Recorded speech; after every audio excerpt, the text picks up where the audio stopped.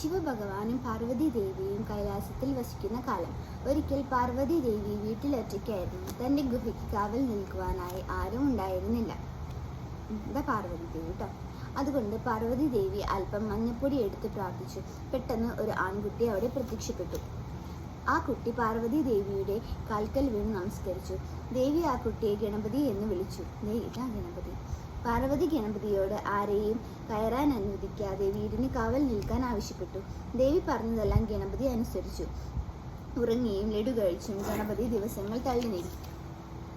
ദിവസങ്ങൾക്ക് ശേഷം ശിവഭഗവാൻ വീട്ടിലേക്ക് മടങ്ങിയെത്തി. നിങ്ങൾക്ക് അകത്തേക്ക് പോകാൻ സാധിക്കില്ല. വീടിന് മുന്നിൽ ഗണപതി ശിവനെ തടഞ്ഞുകൊണ്ട് പറഞ്ഞു. ശിവഭഗവാൻ ഞെട്ടിപ്പോയി. ശിവഭഗവാൻ ഞെട്ടിപ്പോയി. ഏതോ ഒരു കുട്ടി തന്നെ വീട്ടിൽ കയറുന്നതിൽ നിന്നും തടയുന്നു. മാറി നിൽക്ക്, ഇത് എൻ്റെ വീടാണ്, ശിവൻ ഗണപതിയോട് പറഞ്ഞു.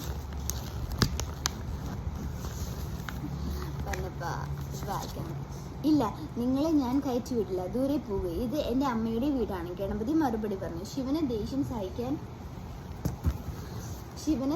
സഹിക്കാൻ കഴിഞ്ഞില്ല. ഉടൻ തന്നെ ശിവഭഗവാൻ ത്രിശൂലം കൊണ്ട് ഗണപതിയുടെ കഴുത്തറുത്തു. അതിനുശേഷം വീട്ടിൽ കയറിയ ശിവൻ അലറി, ആരാണ് കുട്ടി? എന്നെ തടയാൻ അവന് എന്ത് ധൈര്യമുണ്ട്? ശബ്ദം കേട്ട് പാർവതി ദേവി അവിടേക്ക് ഓടി വന്നു.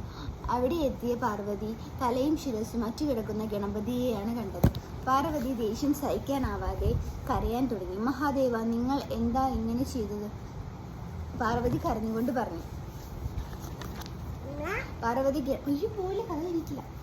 പാർവതി ഗണപതിയെക്കുറിച്ചുള്ള എല്ലാ കാര്യങ്ങളും പറഞ്ഞപ്പോൾ ശിവഭഗവാന് കുറ്റബോധം കൊണ്ട് സങ്കടം വന്നു. അമ്മ അടുത്തില്ലാത്ത ഒരു കുഞ്ഞിന്റെ തല കൊണ്ടുവരാൻ ശിവൻ സഹായികളോട് പറഞ്ഞു. പക്ഷെ അവർ അങ്ങനെ ഒരു കുഞ്ഞിനെ കണ്ടെത്താൻ കഴിഞ്ഞില്ല. അമ്മ അടുത്തില്ലാത്ത ഒരു ആനക്കുട്ടിയാണ് അവർക്ക് കണ്ടെത്താൻ സാധിച്ചത്.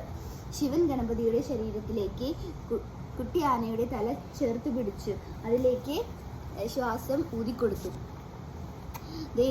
ദൈവങ്ങളെയെല്ലാം ആരാധിക്കുന്നതിന് മുൻപ് മനുഷ്യർ ഗണപതിയെ ആരാധിച്ചിരിക്കും. തടസ്സങ്ങളും പ്രയാസങ്ങളും നീക്കുന്ന വിഘ്നേശ്വരനായി ഗണപതി അറിയപ്പെടും. ശിവഭഗവാൻ ഗണപതിയെ അനുഗ്രഹിച്ചു.